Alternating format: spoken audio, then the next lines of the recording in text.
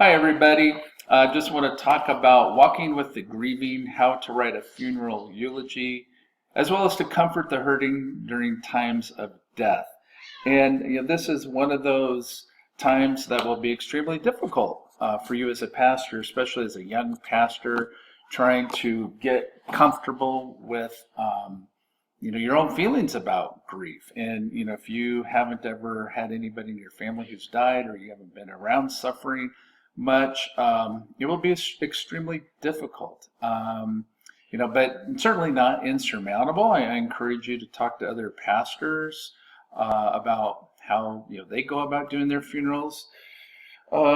Just a little bit about me. The very first funeral I ever did was a funeral for my father. I was 22 years old. I was a youth pastor in Spokane at First Church of the Nazarene there. My father was in Vancouver. He died. He was schizophrenic, had been mentally ill for many years. There was a Catholic mass, so I didn't officiate that, obviously. But then there was the graveside service, and so I just asked Ron Rhodes, who is our associate pastor. His son Stan works in pastoral ministries in the Church of the Nazarene now, and Dave Rhodes, pastor in the Washington Pacific District. But he just gave me a little outline, to just say a few words about my dad, a couple scriptures, and then to pray. I still have that, and I wrote that little outline down on a sticky note and posted it on the inside of my pocket Bible, and I still have that to this day. A lot of years after that, and that was one of the most difficult things I've ever done in my life, but yet it was also one of the very best things I ever did as well. And it was a gift I could share with my dad. And I certainly hope none of you ever have to do that, yourself. But I've just found it's those kinds of circumstances, that have tenderized my own heart, expanded and deepened my empathy and my compassion for those who suffer. Just a couple things about funerals. Is As a local church pastor, I really preferred funerals to weddings. Weddings, people were just not dealing with reality. They would spend way more time on the wedding than on the marriage. They'd spend so much money on a wedding and very little thought, going into an actual marriage. So I just encourage you to be vulnerable as you're meeting with families and loved ones. Sometimes students will say, well, what do I do if I just start crying uncontrollably? Well, hopefully you're not going to cry uncontrollably, but it's certainly okay. I would say it's even wonderful to shed your own tears, and it shows that you care. After all, in the Gospel of John, it said Jesus wept, at the death of Lazarus. And you don't have to have all the answers. You're not there to fix things. You're there to be the presence of Christ, to show, love, with skin on. And so it's okay to say, I really don't know what to say. I am so sorry. I've come here to be with you and your family. One time, there was an especially difficult funeral that I was asked to officiate at, and I didn't even know the family, but they, I really didn't know what to say. I was, in my, late 20s, I guess, and so it just kind of struck me that I would say, well, as I've been praying, here's what I would need to be said to me if I were in your place. This is the hope.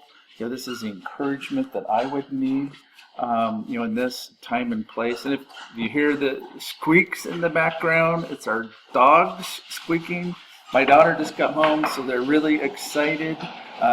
So, yeah, there's growling and wrestling, you know, talking about funerals, and yeah, there's the dogs for you. Um, all right, oops. So another thing I would just say is remember that you're walking on holy ground.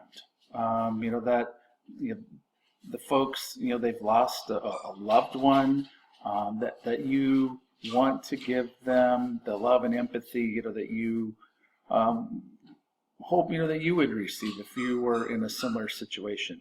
If you're pastor, youth pastor, just however you're involved, that you would schedule a time to meet with the family.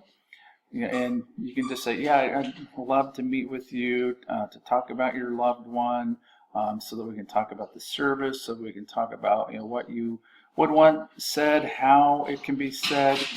And then I always took my laptop with me.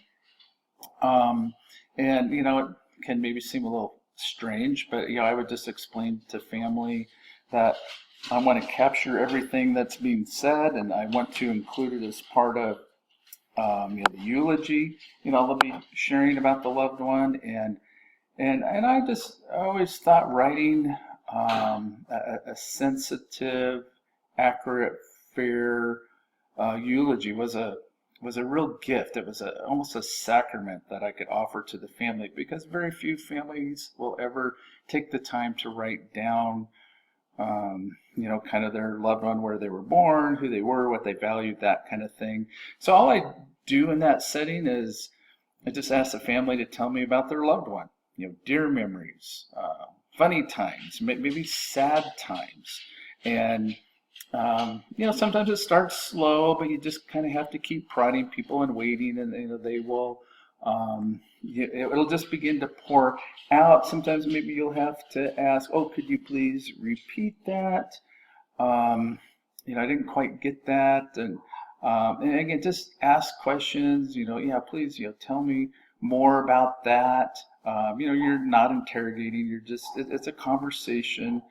You want to get the vital statistics, where they were born, if they were in the military, or if they went to college, they got married, just, you know, just the basics. And then, try and get, favorite stories that the family has about the deceased. And a lot of times, people will just, they'll start laughing and crying, and, it really can be, a blessed time. But I guess, thinking back about the difference between weddings and funerals, as well as at funerals, people are, they're kind of stripped bare. They're getting down to real life, and they're open and vulnerable in ways that they aren't other times. So again, you get this access into people's lives that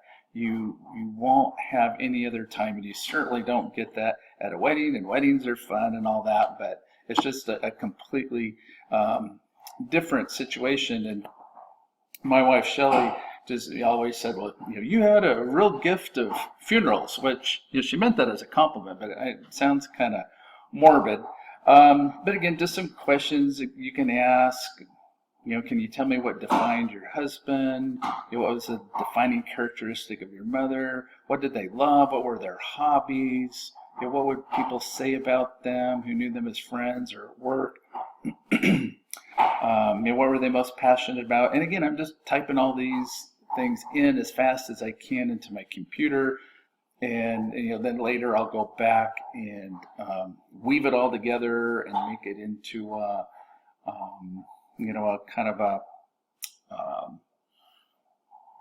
story that flows, that makes sense. I'll put, bones and sinew and muscle, on the vital statistics. And, again, here, just some more things you could think of. What do you want to be remembered for? What do you think they would have said? Again, what were some of the words or adjectives that described your loved one? Again, you can just think of many different ones, questions that you can come up with. So over the course of an hour or so, I come up with, pretty good story, and life summary, to try and flesh out who this person was, that they're not just a two-dimensional person, but a three-dimensional person. And then, I write it all up, then I print it out, and I give my comments to one or two of the family members, or if more want them. But that's hopefully that can be helpful for you as you think about where do I start, what do I say, how do I meet, what could I possibly say at a funeral. So we'll stop there, and then I've got a few more thoughts that I'll include in a part B.